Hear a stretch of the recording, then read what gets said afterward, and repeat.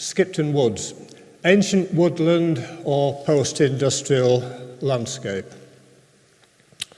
We'll have to see. As you probably realise, ancient woodland is normally defined as a place where there has been continuous woodland cover since at least 1600, although of course not necessarily with the same trees. The Woodland Trust refers to Skipton Woods in this way, but the Trust also acknowledges that this is a place where there has been industrial activity, particularly from the late 18th century through to the end of the 19th century. Unfortunately, the Woodland Trust's account of this industrial activity is superficial and speculative, and I think there's a need to reconsider the character and extent of industrial activity and to assess its impact on the woodland landscape. And that is what I propose to do this evening. So Skipton Woods, ancient woodland or post-industrial landscape. We'll have a look at some evidence and we'll draw some conclusions towards the end. A fine aerial photograph by Woods of Bradford taken in the summer of 1960. Prominent on this photograph is the wooded valley of Ellerbeck, commonly referred to as Skipton Woods. The boundaries of the wood now correspond more or less to the boundaries recognised in James Crow's map of 1757. On both sides of the wooded valley, there are areas of pasture, Park Hill to the west, and Storhams to the east. And I think we should recognise that all three were components in a manorial deer park, which is referred to as the Old Park in Castle Records, also on some editions of the Ordnance Survey. Here I'm standing on the top of Park Hill, looking east. In the foreground, we have the wooded valley, beyond Storhams, and beyond that, Hoare Park, which was extensively quarried from about 1785 until the late 20th century. And that quarry, of course, plays an important part in our story this evening, because it was linked by railway to the terminus of the Springs Canal, immediately to the north of Skipton Castle. And indeed, the construction of those facilities in the 1790s had a considerable impact on the landscape in that area. We move now to geology, because geology has a bearing on land use, and land use is principally what I'm talking about tonight. As far as geology is concerned, here we have a cross-section through the Skipton Anticline. It's published by H.C. Verzi of Leeds University in 1948. You'll recognise an anticline as an upward fold in the rocks. In this case, substantially eroded. At the core of the anticline, we have Hoare Bank, and if you visited the quarry there, you'll realise that the limestone strata in the quarry are almost vertical. The strata dips more gently to the north on MC Moor and gently to the south on Skipton Moor, although there are some prominent escarpments. There's also a limestone escarpment here on which the old village of Emsey was constructed. Between that escarpment and Hoare Bank, there is a dip, and Arthur Raystrick, in his publications on the glaciation of this area, back in the 1920s, proposed that there was a lake in that dip, which he referred to as Lake Emsey. And Raystrick explains to us that Lake Emsey contained meltwater from the retreating glaciers. Here we have a schematic of Lake Emsey, although of course in reality it would extend up the valleys to the northwest and to the northeast. In the foreground here I've indicated the axis of the Skipton anticline.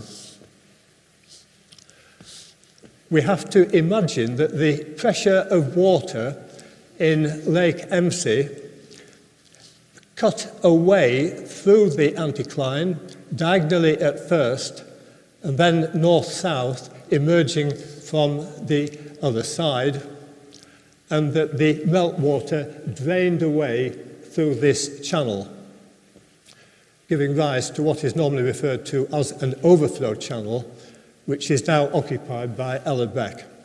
And it's in that way, I think, that we should try to understand the geology of the wooded valley of Ellerbeck. A feature of that kind has commercial implications. Overflow channels are recent features as far as geological time is concerned, and accordingly they have steep sides. And because they have steep sides, this facilitates quarrying where suitable stone is present. And if you are familiar with the woods, you will know that there are 3 sites where there has been substantial quarrying. Secondly, overflow channels have a steep gradient with a fast-flowing stream, and this potentially provides a useful source of water power.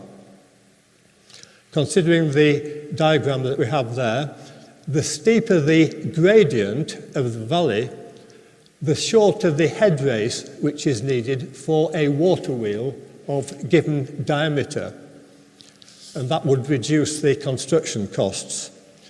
So if we imagine that the gradient of the stream were increased, then this water wheel of given diameter could be moved to the right, and the consequence would be that the length of the headrace, the civil engineering associated with it, and the costs associated with that would be reduced.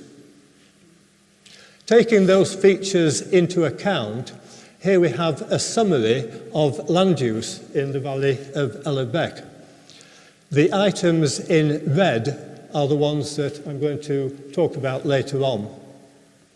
First of all, we have early limestone quarrying up to about 1785. After 1785, quarrying was transferred to Hoare Bank, and from 1785, the valley was required for a totally different purpose. Instead of quarrying, the interest shifted to the high cotton mill. So we come to water-powered mills. The high cotton mill operated in Skipton Woods between 1785 and 1890. You may recognise the surviving buildings as the old sawmill. That reflects a subsequent use when the buildings were turned over for use by the castle in connection with the needs of the estate. Further downstream, we have the high corn mill at Millbridge, medieval but modernised in the mid-18th century and also extended to include a paper mill.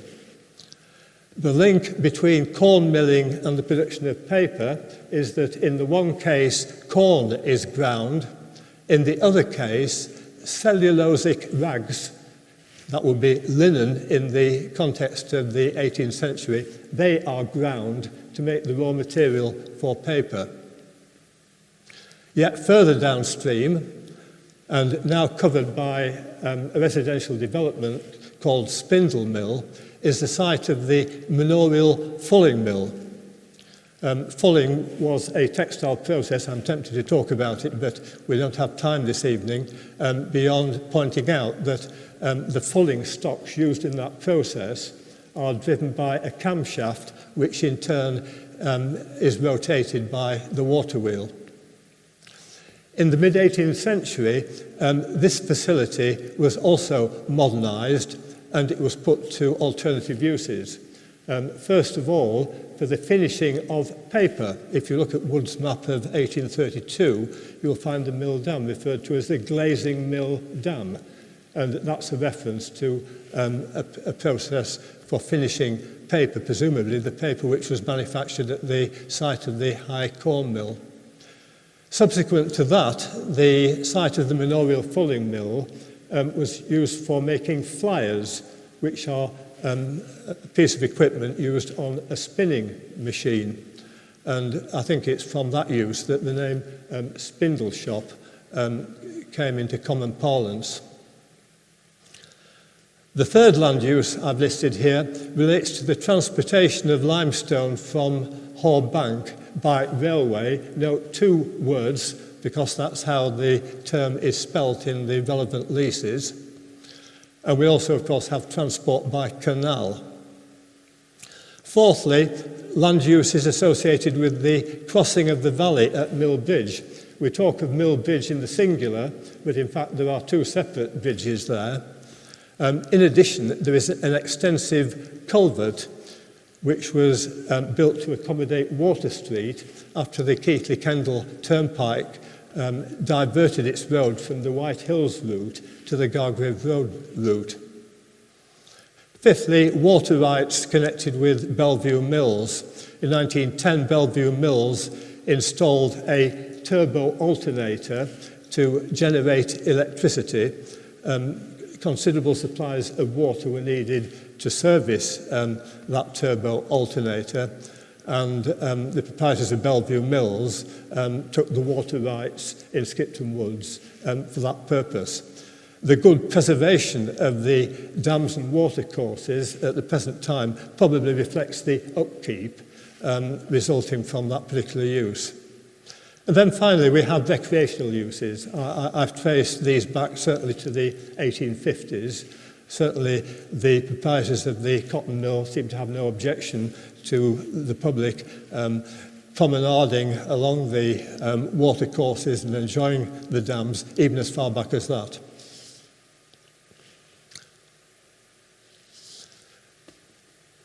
Taking just the four items which I highlighted in red, I've plotted them here on the Skipton Local Board of Health map of 1860.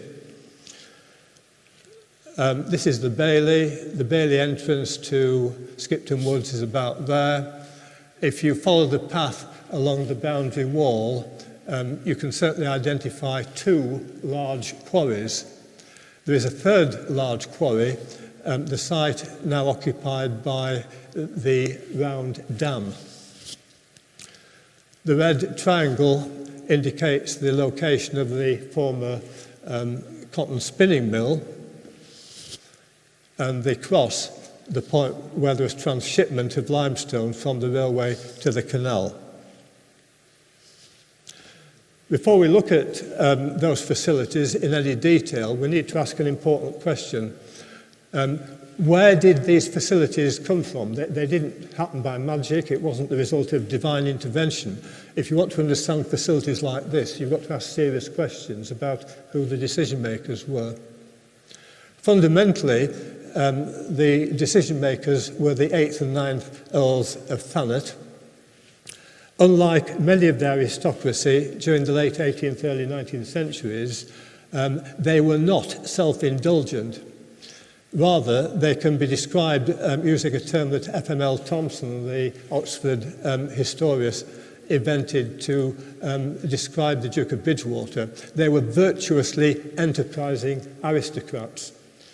Just as the Duke of Bridgewater improved his estates by opening mines and building canals, so the Earls of Thanet did various useful things to improve their estate in Skipton and district.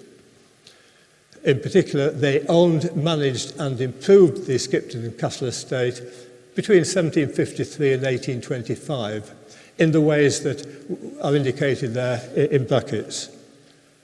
Quarrying, transportation of limestone, cotton spinning, as well as agricultural improvement. They didn't actually do these things themselves. Their approach was that of what the historian calls the rentier. In other words, they let out their lands by means of leases to people who would do useful things to that property. They were certainly not passive, detached or unenterprising. They took a good deal of interest in the drawing up of leases and ensuring that the provisions of these leases were properly executed. They didn't do these things themselves, but through these leases they engaged with people who had the relevant skills to do them, people who had technical skills, access to capital, knowledge of distant markets, and who were capable of organising bulk production. And it's the last two, the knowledge of distant markets and the organisation of bulk production, which are peculiarly late 18th century phenomena. Before then, markets tended to be local and production tended to be small in scale. But the advent of the canals in particular made it possible to serve numerous distant markets, thereby facilitating large-scale production. Very special people were needed to do this. Locally, Peter Garforth was the most important, supported by his brother-in-law, John Sidgwick. Peter Garforth was involved in all manner of activities. John Sidgwick and the next two generations of his family concentrated on the cotton mill. Others who were engaged in this process were the managers and engineers of the Leeds and Liverpool Canal Company. The Canal Company, for example, designed the Spinks Canal. They didn't pay for it, but they designed it. Although the construction of the Spinks Canal was put out to contractors, in the end, the Leeds and Liverpool Canal Company had to finish the job. There is evidence of the hands of the Leeds and Liverpool Canal Company engineers in the construction of the watercourses in Skipton Woods. A little more here about Peter Garforth, his date 1733 to 1811. He's buried in Holy Trinity Parish Church. If you go into the church, head towards the vestry, there is a children's play area near the door. If you lift the carpet, you will find the grave of Peter Garforth. He was a Canal Company land agent. He was already a corn miller at Meanwood in Leeds, so he knew about corn milling and the uses of water power. He took the corn mill in Skipton.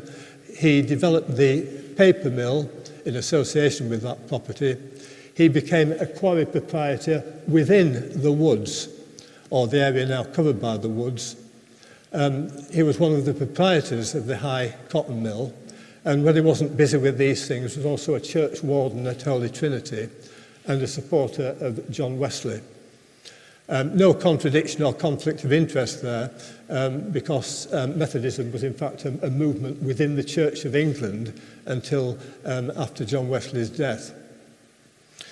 We can describe him as one of a new generation of technocrats, entrepreneurs, facilitators, who represent, and this is the important bit in italics, the human face of the Industrial Revolution. We could have a long debate about the Industrial Revolution. Was it actually a revolution? When did it take place? What form did it take in Skipton? But we haven't got time to indulge in these things. However, if we wish to pursue those inquiries, the best place to begin is with decision makers, and in particular the people who represented the human face of that industrial revolution. So, a few words about limestone quarrying. And we're talking here of limestone quarrying within the valley of Ellerbeck. These dates are of some importance. There is no doubt that there was quarrying going on in the Valley of Ellerbeck before 1774, but 1774 is a particularly important date because it is the date when the Springs Canal was completed as far as Mill Bridge and the corn mill. And this thereby gave a facility for transporting limestone to distant markets. 1785 is an important date because this is when quarrying ceased in the Valley of Ellerbeck. The interest instead shifted to Hall Bank. Furthermore, in 1785, the Valley of Ellerbeck was needed for a different purpose. It was needed for the dams and watercourses associated with the cotton mill.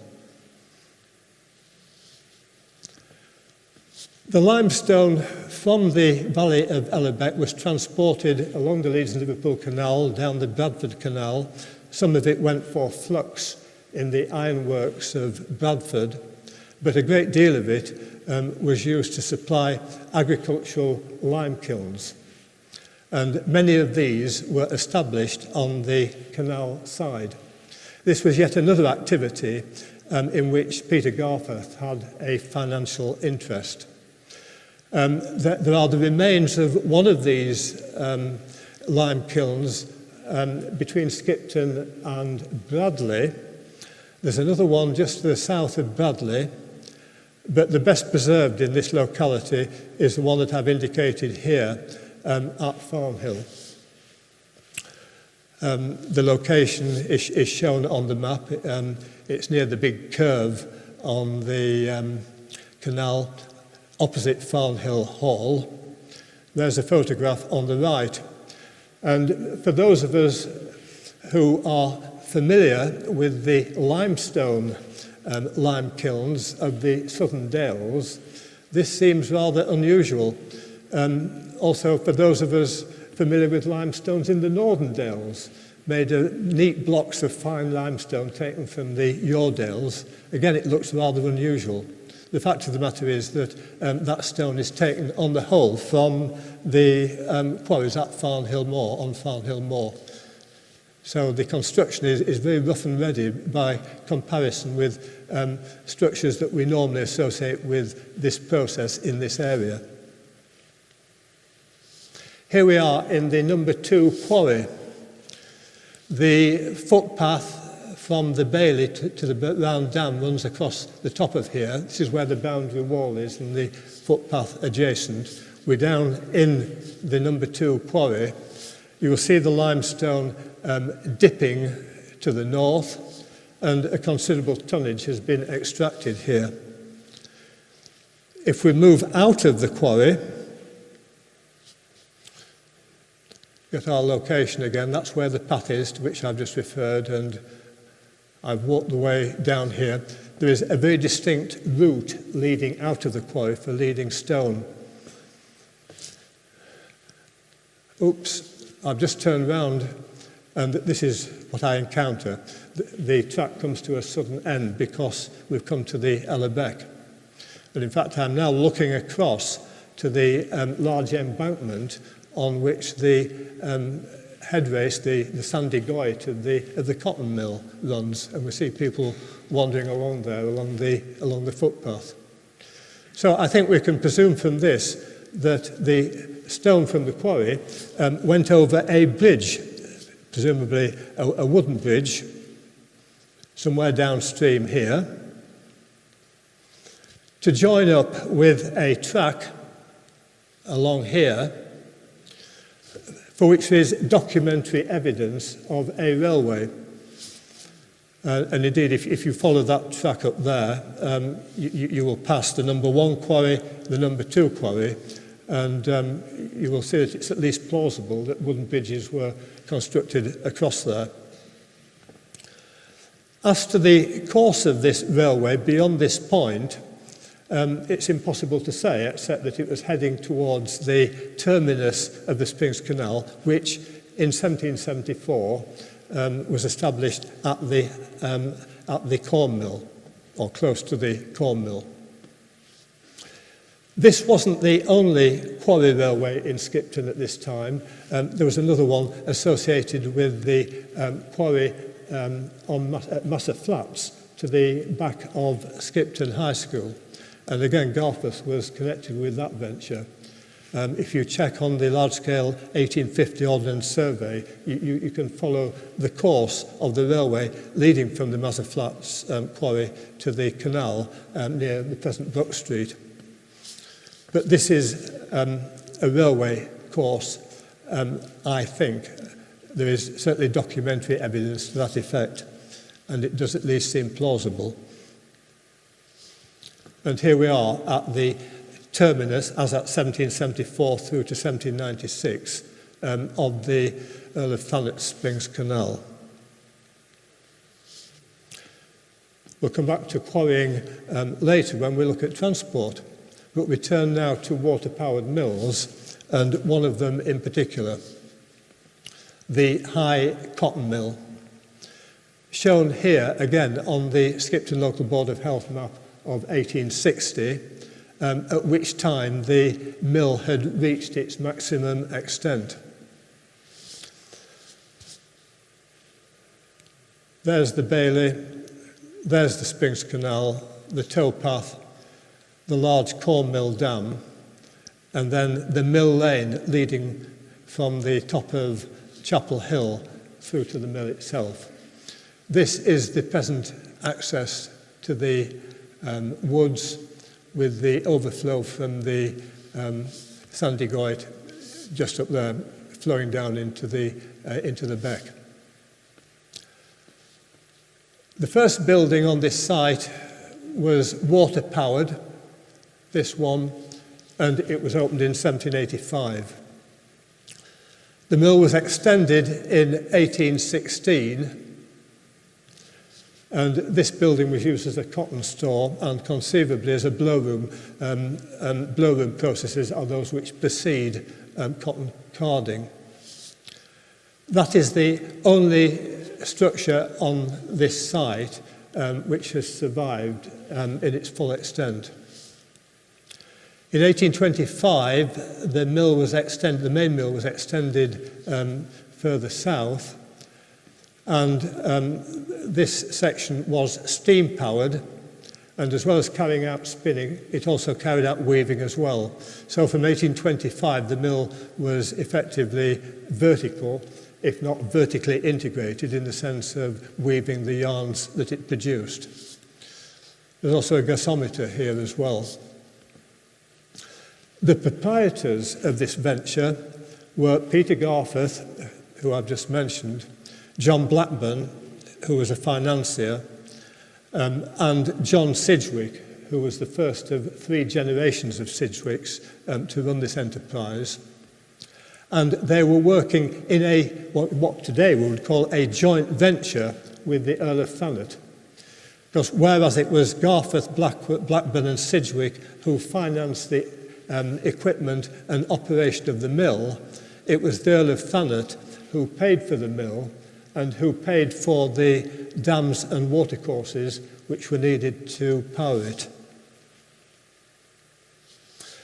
This is the site of the mill, the photograph I took in 1981. You can't get that view today because there are many trees and bushes in the way. But this is where the 1785 mill was. This structure is part of it. It's the only part that has survived. This is the 1816 structure, still with what appears to be an original window.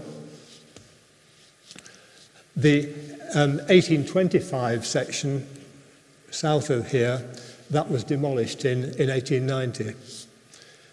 The Headrace approaches along this alignment, and this is the overflow.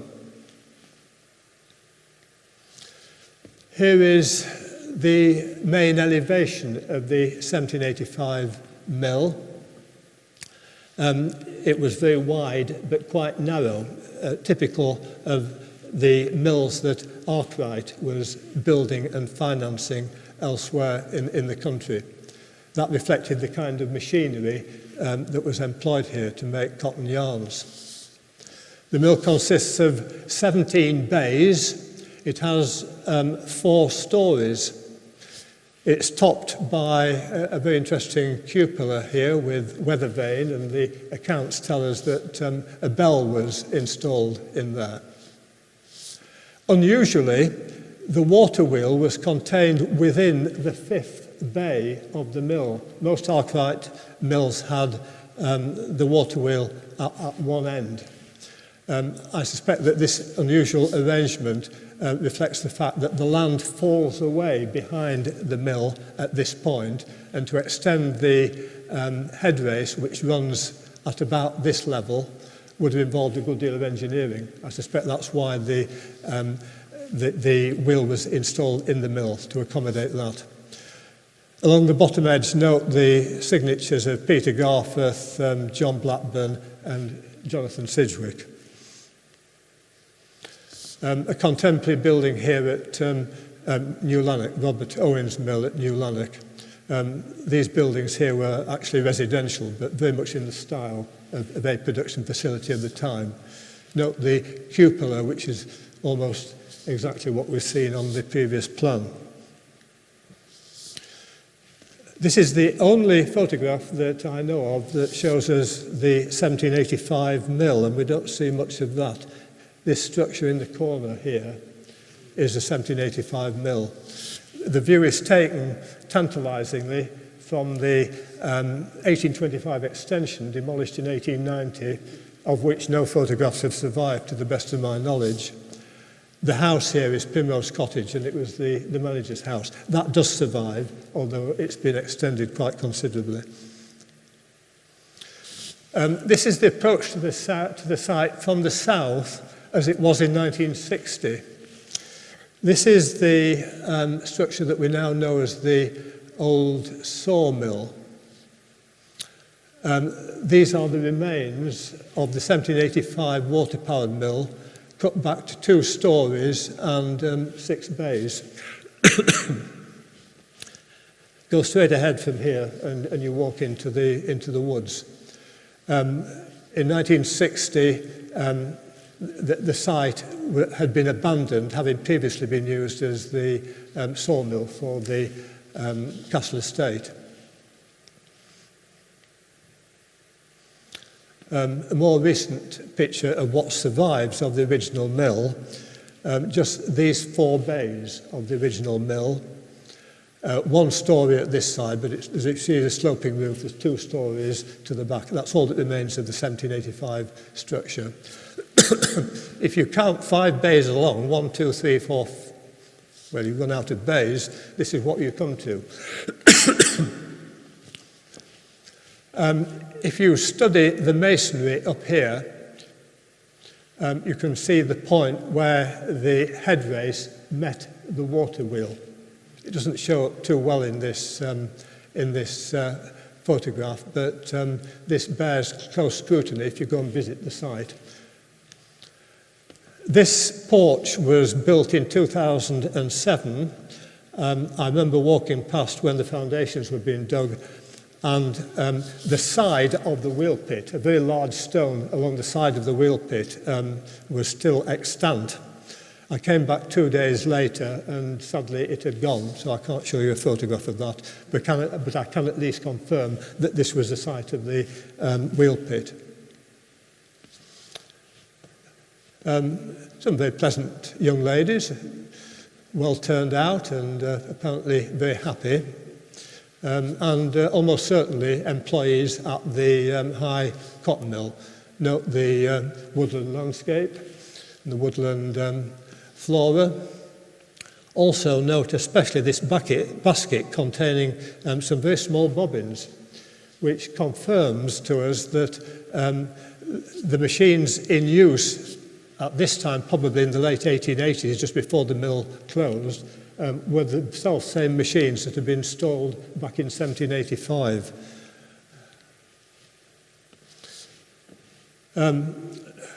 These are the dams and watercourses for powering that mill. And To provide this facility, the Valley of Allebec was extensively reconfigured, and essentially quarrying landscape became a landscape of dams and watercourses, two separate layers of industrial activity, one on top of the other. The quarrying features being either incorporated, obliterated, or isolated. How does it work? Here is Allebec, and we have the Long Dam. The creation of the Long Dam involved widening the beck, widening the valley, and grading the sides of the valley. There is a weir at about that point, and there is a sluice taking water from the Long Dam into the Round Dam, which when you map it isn't actually round, as you can see. Another sluice taking the Headrace from the Round Dam down towards the mill. Note that the stream has quite a steep gradient, the Headrace less so, and hence the need for an aqueduct to carry the Headrace over the stream. The mill is down here. Some familiar scenes, the Long Dam looking downstream, widened, the sides graded. The weir is a familiar feature, although this is perhaps not a familiar view.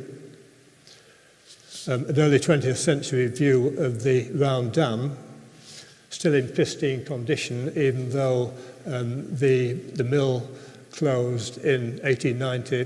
This photo, I think, dates from about 1905. Then the Headrace, commonly known as the Sandy Goit.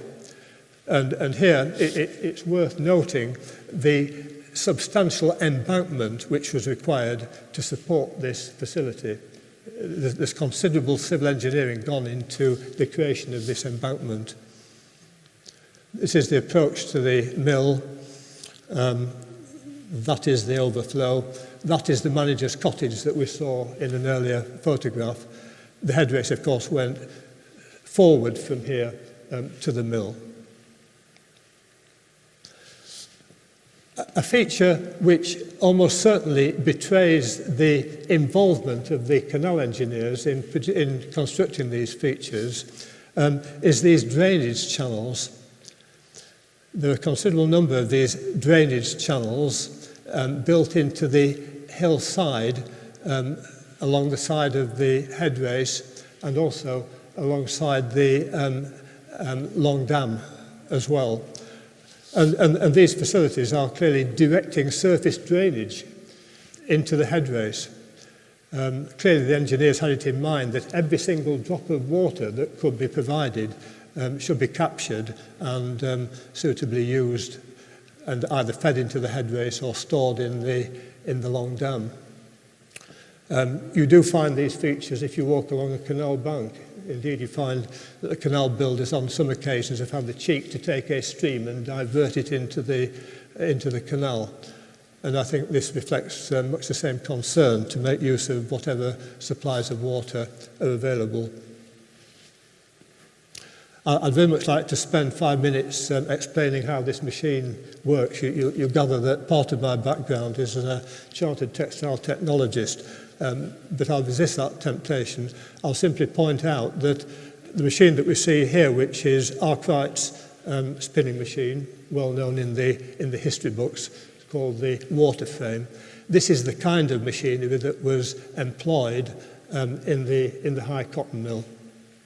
It also has to be said that the Sidgwicks didn't pay any royalties when they adopted this machinery. And indeed, they didn't rely on Arkwright to construct them either. Their own engineers constructed them to patents which had been published but subsequently invalidated. Arkwright was given a hard time. He tried to patent this machine in 1781. The patent was then invalidated. It went to an appeal. It took until 1785 for the matter to be sorted out. And in 1785 it was determined he couldn't have his patent.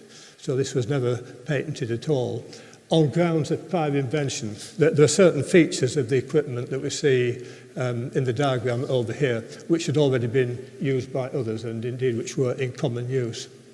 And Arkwright came out of that not so much as an inventor as an innovator.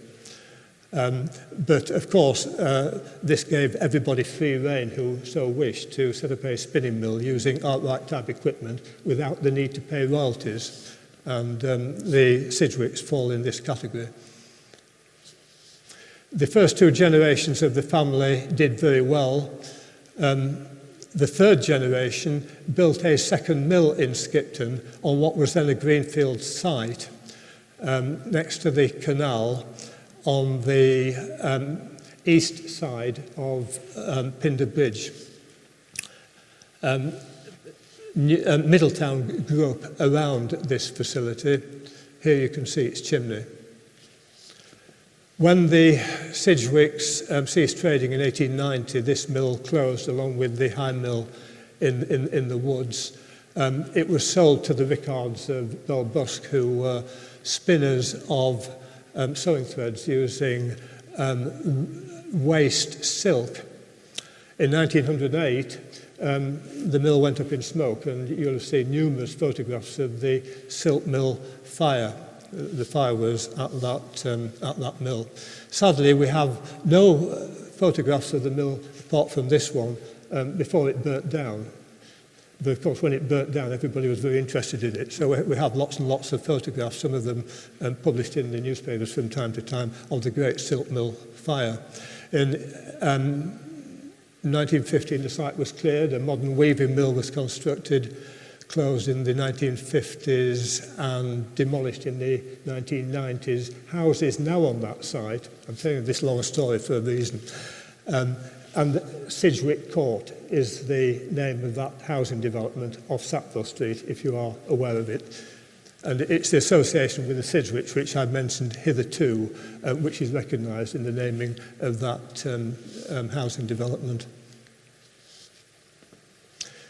It has to be said that many of the Sidgwick family, in fact most of the Sidgwick family, were far more interested in the church for a career or academia for a career rather than manufacturing.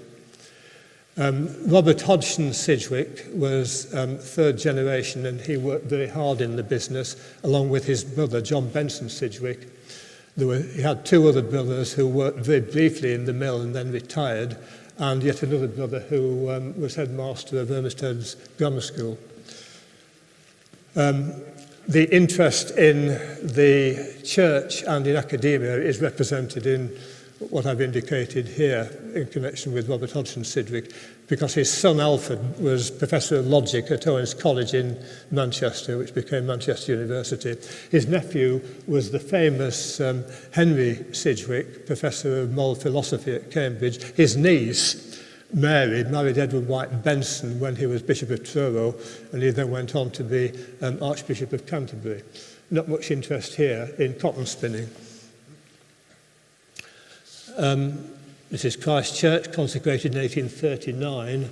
A good deal of Sidgwick money went in to defray the cost of building Christ Church. And the prime mover was Christopher Sidgwick, a brother of Robert Hodgson, who we've just seen. Both mills closed in 1890, primarily because there were management succession problems. As I've just said, nobody was interested in taking on the business. It was starved of capital. The Sidgwicks were brilliant at taking money out, but not so good at putting money back in. And consequently, there's no inclination to modernise the premises or to modernise its machinery. There were massive developments in the cotton industry in the late 19th century, massive mills, new machinery, much lower prices than a mill like this could offer, and so they simply couldn't compete. And the contrast with the Dewhursts of Bellevue Mills is very stark indeed. You will recall that the Sidgwicks started their business in 1785 in the premises which I pointed out to you. The Dewhursts started their business in 1789 in an abandoned corn mill at Elflag. by 1890, they had the magnificent premises that you see on the canal side, reflecting their very hard work, their very great success, and an inclination to make sure that the business was not starved of capital. A great contrast between the two cotton families. So we'll leave that behind and talk about transportation, particularly with regard to limestone from the Holbank Quarry. And here we have a view that you can't get any longer because there are houses in the foreground. But we're looking from MC Road to Holbank Quarry. The lease on Holbank Quarry was taken out in 1785, not by Garforth, but by the Leeds and Liverpool Canal Company. An example of what we might call backward integration. If we take over a quarry, there's lots of business here for our canal. A brilliant idea. Trouble is that the Holbank Quarry was a long way from the canal, and it was at a significantly higher altitude. And in the next few slides, we'll try to work out how the canal company overcame those constraints. I'm standing here on Harrogate Road. The Greenacres estate is to the back of me, and I'm looking towards the quarry. This, and only this, is all that remains of the Holbank Quarry Railway, which was opened in 1785. If you go beyond this point, the track bed has disappeared because of the building of the northern bypass and the new entry, or relatively new entry, to the quarry. The railway followed along the side of what we now call Harrogate Road, and it was visible until about 1970, but it then disappeared because of road widening in 1970. That is the last remaining stretch of the 1785 railway. There is a stretch of railway, of course, that you can see from the bridges that lead into Skipton Woods, but they do not date from 1785, they date from the 1830s, and I'll say more about that in a few moments. So, the original railway, as I say, went along the side of what we call Harrogate Road at about the same level as far as the top of the Bailey. It then continued for a short distance, then turned south, running parallel to the Bailey and along the edge of the valley. Most of that was in tunnel. There was a cut and cover tunnel there. When I was a kid in the 60s, one had free access to all of that land, and I distinctly remember the cut and cover tunnel. You can, however, see a fragment of this if you go into the big car park, which now occupies this field. If you go down to this corner and look very carefully, you can see the course of the railway as it enters one end of the tunnel. Now, having got to this point, the sensible thing operationally will be to take the railway forward along the dotted line. Ideal, because that takes the railway to what was then the terminus of the canal by the corn mill. However, the Earls of Thanet, albeit that they were virtuously enterprising aristocrats, drew the line at that and said, no, you cannot build a railway in front of the castle. So instead, the terminus was here on the Bailey. The line turned and terminated at right angles to the Bailey. And at that point, transshipment took place. Stone brought down by the railway was loaded onto carts, and by horse and cart conveyed to, not quite sure, there's one documentary source that suggests that it was taken to a wharf at Pinder Bridge, but there are good reasons to believe that it was taken to Canal Street. But I'm afraid I haven't got time to elaborate on that. Here is the wharf. The 3 buttresses there, the 2 chutes. Since the facility was used last used in the late 1790s, of course, all this has been blocked. If it does not seem plausible that there was transshipment of limestone at that point using these staves, we must take into account that the road did not drop into this cutting until the 1820s. Until the 1820s, the road was at the same level as the pathway here. If you take that into account, it then becomes plausible to accept the notion that I've just put to you, that indeed there was transshipment taking place here. This was not satisfactory. In consequence, the canal was extended to its present terminus north of the castle.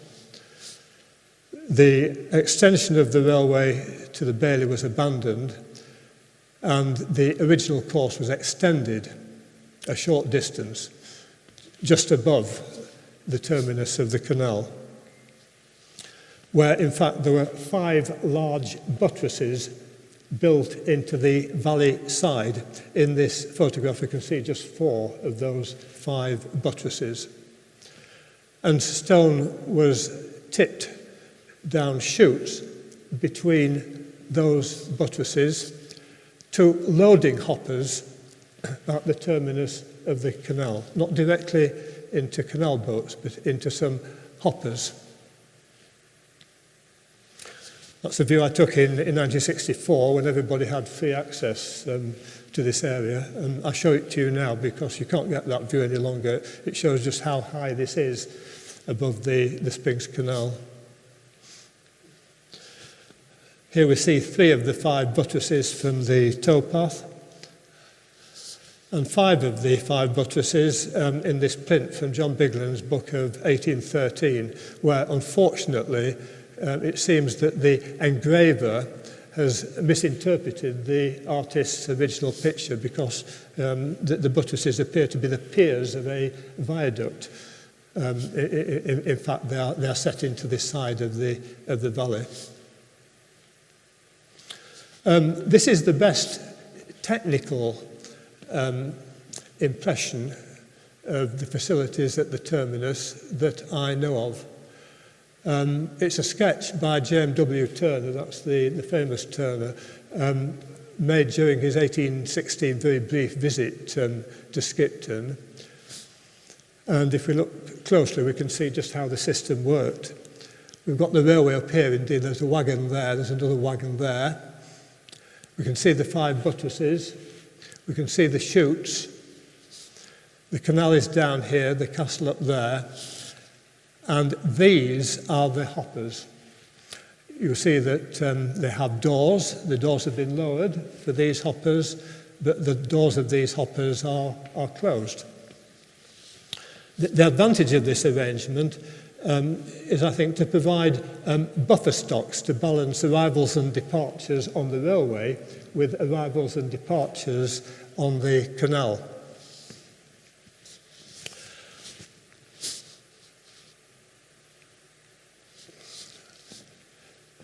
This facility was superseded in the 1830s by an incline. That's the terminus of the canal. This is the original course of the railway. Those are the buttresses. But in 1836, a incline, a self-acting incline, was opened and constructed. A self-acting incline in the sense that the full wagons coming down are responsible for raising the empty wagons up. You'll see a brake house at the top here that controlled that movement. And this was how the railway operated at the canal end until closure in 1947. Now, the design of this incline must, I think, have created serious headaches. Here is a schematic diagram. That's the entrance to the quarry. That's the entrance to the woods. That's the terminus of the canal. All of these are fixed points. We can't move them at will from side to side. They're all fixed points, no doubt about that. This is the gradient of the railway as originally opened in 1785. Now, given that this is a fixed point and this is a fixed point, the only way you can build an incline is in accordance with that black line, which clearly must have been too steep, because what the canal company did was to adopt an incline with that gradient. The problem with that is that it was necessary to lower the railway to quite a considerable extent. And accordingly, although the railway continued to run alongside the Harrogate Road, it was now placed in a cutting. A 1930s photograph of the incline. If we look carefully, I think there's a lamppost there, and that's the same lamppost. I must say you can't get on this site these days. Back in the 60s you could. There was free access on here. I have been on this site, I think, once in the last 20 years. You need commando training to reach the site. You've got to climb quite a steep banking and crawl under some barbed wire. I don't particularly recommend it. But if you do it, it's a site of very great interest, even to this day. This is the brake house at the top of the incline, as it was in 1960. I recall it in that condition, but during the course of the 1960s, it was gradually demolished. It wasn't just that the walls were knocked down, the stone disappeared as well, so I suspect it was taken away by people who needed it for another purpose. These days, I think we would list that, wouldn't we, Sue? A view from the woods close to the high cotton mill, taken in winter, and if you look very carefully, oops, I won't be able to get back again, will I? Oh dear. Well, if you stood at that point and looked very carefully, you can actually see the slope of the incline, but that's as near as you can get these days, I'm afraid. Now, as you enter the woods from the Bailey entrance, you go across an accommodation bridge and you look down onto the track bed as it was from the 1830s. And there are two bridges, actually. They're very much canal-style bridges, which is hardly surprising because it was the Leeds and Liverpool Canal Company who constructed them. If you want a bridge, well, here's a design for a bridge. It's one we use for canal, but we can use it for a railway. Views of the canal terminus. The one on the left, I think, is quite a well-known view. Note the hopper wagons here. This is a view taken after the railway had closed, probably in the early 1950s. My own recollection as a very small child is that on being taken walks through Skipton Woods on a Sunday afternoon, one of the interesting things to do was to visit these hopper wagons, which had been abandoned there. And that's a very well known by Brownsworth, the Skipton photographer. Not quite sure which is which, but one of these is a warehouse, another an office. Note the chutes. This is one of the surviving chutes, which I photographed in about 1990. It's still there, I think, but you can hardly see it because it's covered in ivy now.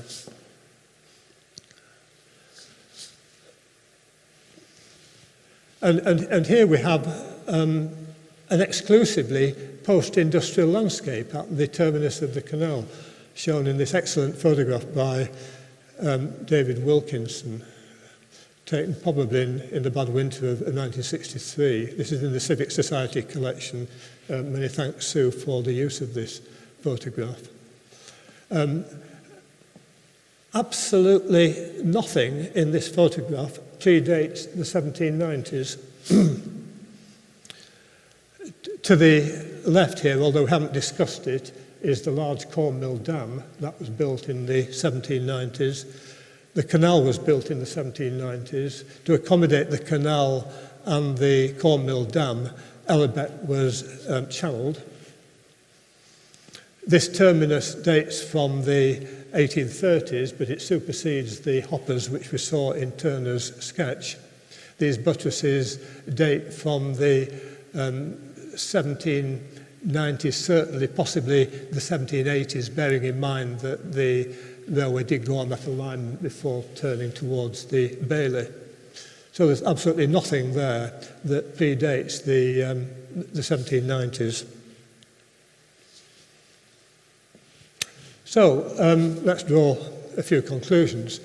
I posed the question, does the Valley of Elibet contain ancient woodland? In other words, has there been continuous woodland cover since at least 1600?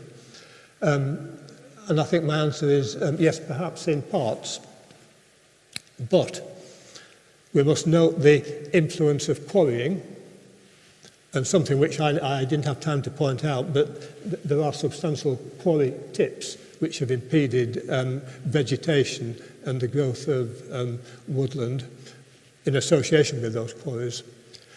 We take into account the flooding of one of the quarries to form the round dam. Also, the excavations needed to widen the beck to make the long dam. Also, the substantial embankment which carries the headrace to the high mill. Then we have the grading and drainage of land adjacent to the long dam and the headrace. And then the construction of the corn mill dam and the Springs Canal. And these features have affected a very large proportion of the land area by interrupting the growth of woodland, and more particularly by actually modifying the topography of the woodland landscape. My more prosaic but perhaps more realistic interpretation is that the modern Skipton Woods represents landscaping by a responsible landowner, the Castle estate, the virtuously enterprising aristocrats and their successors, to conceal desperation by industry.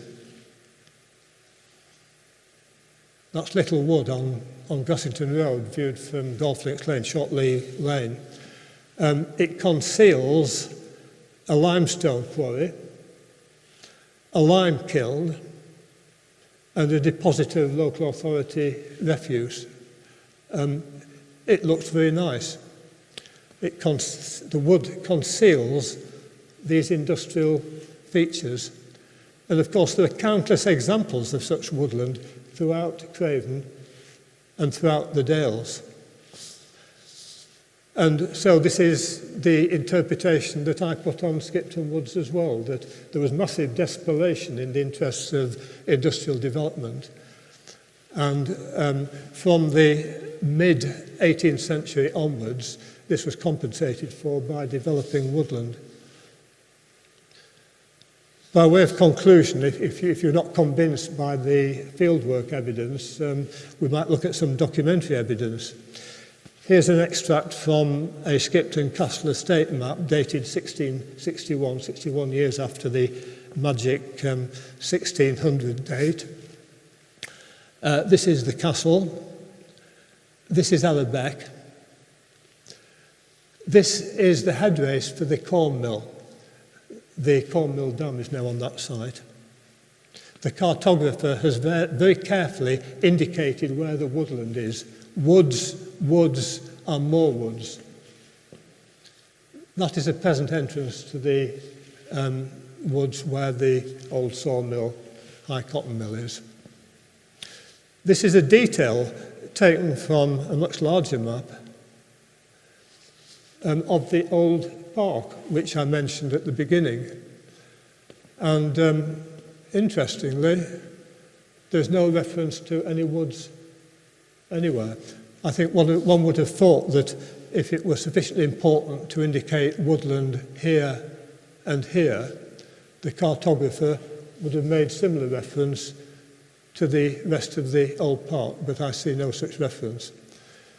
So my case is this, on both fieldwork evidence and on documentary evidence, that Skipton Woods is not ancient woodland, except perhaps in small parts.